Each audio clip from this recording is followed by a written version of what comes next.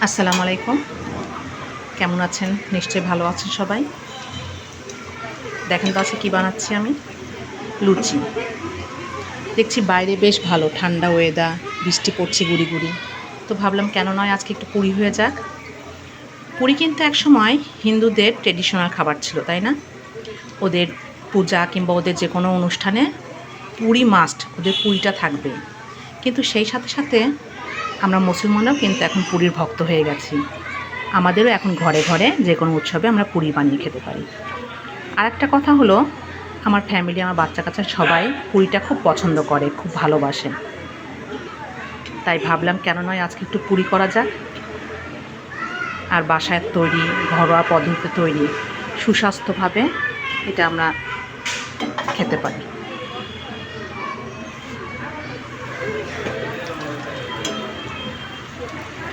কি সুন্দর ফুলকো ফুলকোভাবে ফুলছে পুরিগুলো।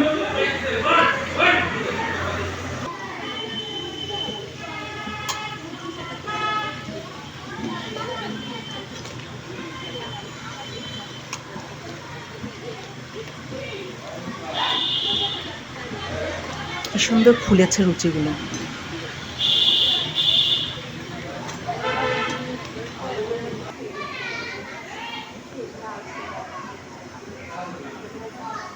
সবগুলো লুচি কিন্তু সবগুলোই ফুলেছে সুন্দর, দেখেন।